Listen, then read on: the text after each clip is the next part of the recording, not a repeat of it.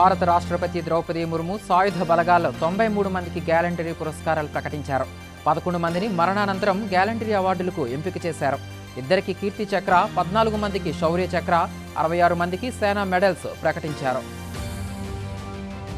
కేంద్రం ప్రకటించిన పద్మ అవార్డుల్లో 10 మంది విదేశీయులు ఉన్నారు. వీరిలో అత్యధికంగా అమెరికాకు చెందిన వారే ఉండటం గమనార్హం.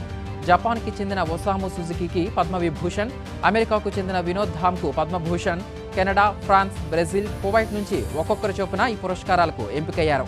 అత్యధికంగా యుఎస్ఏ నుంచి 5గురికి అవార్డులు దక్కాయి. ఇంగ్లాండ్తో జరిగిన రెండో టీ20లో తెలుగు ప్లేయర్ తిలక్ వర్మ ఒంటి చేత్తో టీమిండియాను గెలిపించారు. ఓవైపు వికెట్లు పడుతున్నా చెలరేగి ఆడి రెండో విజయాన్ని భారత్ ఖాతాలో చేర్చారు. ముందుగా బ్యాటింగ్ చేసిన ఇంగ్లాండ్ 165 పరుగులు చేసింది. ఛేదనలో ఓపెనర్లు అభిషేక్ సాంసన్తో పాటు కెప్టెన్ సూర్య కూడా విఫలమయ్యారు. ఈ క్రమంలో వర్మ ఒంటరి పోరాటంతో భారత్ 2 వికెట్ల తేడాతో గెలుపొందింది. పద్మ పురస్కారాల్లో రాష్ట్రానికి కేవలం 2 మాత్రమే రావడంపై సీఎం రేవంత్ అసంతృప్తి వ్యక్తం చేశారు. కేంద్రం వివక్ష చూపించిందని మండిపడ్డారు. గద్దర్, గోరటి వెంకన్న, అందశ్రీ, చుక్కారామయ్య వంటి పలువురు ప్రముఖుల పేర్లను తాము ప్రతిపాదించినా పరిగణించకపోవడం తెలంగాణ ప్రజలందరినీ అవమానించడమేనని ఆగ్రహం వ్యక్తం చేశారు.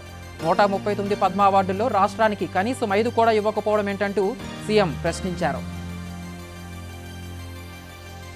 ఇస్రో మరో ప్రతిష్టాత్మక ప్రయోగానికి సిద్ధమైంది. ఇప్పటి వరకు 99 ప్రయోగాలు చేయగా 100వ ప్రయోగానికి సిద్ధమైంది. ఈ నెల 29న ఉదయం 6 గంటల 23 నిమిషాలకు GSLV F-15 ప్రయోగం చేపట్టనుంది. దీని ద్వారా SVS-02 ఉపగ్రహాన్ని అంతరిక్షంలోకి పంపనుంది. ఈ శాటిలైట్ ద్వారా దేశ నావిగేషన్ సిస్టమ్ కోసం పనిచేయనుంది. సైనిక కార్యకలాపాలు, వ్యూహాత్మక అనువర్తనాలు, భౌగోళిక నావిగేషన్ను మెరుగుపరచనుంది.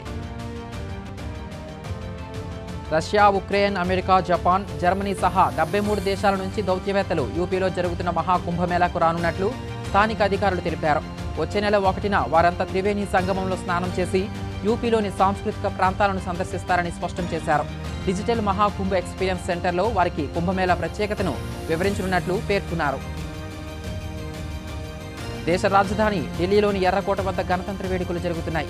ఈ కార్యక్రమానికి రాష్ట్రపతి ద్రౌపది ముర్ము, ఉపరాష్ట్రపతి జగదీప్ ధన్ఖడ్, ప్రధాని మోదీ, లోక్సభ స్పీకర్ ఓం బిర్లా, కేంద్ర మంత్రులు, ప్రతిపక్ష నేతలు, రాజకీయ, సినీ, క్రీడా ప్రముఖులు, ప్రజలు హాజరయ్యారు. పద్మభూషణ్ పురస్కారానికి ఎంపికైన సినీ నటుడు ఎమ్మెల్యే నందమూరి బాలకృష్ణకు అభినందనలు వెల్లువెత్తాయి. పలువురు సినీ, రాజకీయ ప్రముఖులు అభినందనలు తెలిపారు.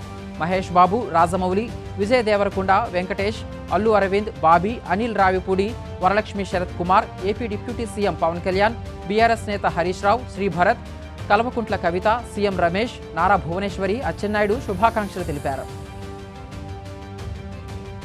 ప్రజల ఆకాంక్షలను నెరవేర్చే దిశగా కూటమి ప్రభుత్వం పనిచేస్తుందని ఆంధ్రప్రదేశ్ గవర్నర్ నజీర్ అన్నారు. విజయవాడలో గణతంత్ర వేడుకల్లో మాట్లాడుతూ గత ప్రభుత్వం భారీగా అప్పులు చేసి సమస్యలు సృష్టించింది. స్వర్ణాంధ్ర విజన్ దిశగా కూటమి ప్రభుత్వం అడుగులు వేస్తోంది.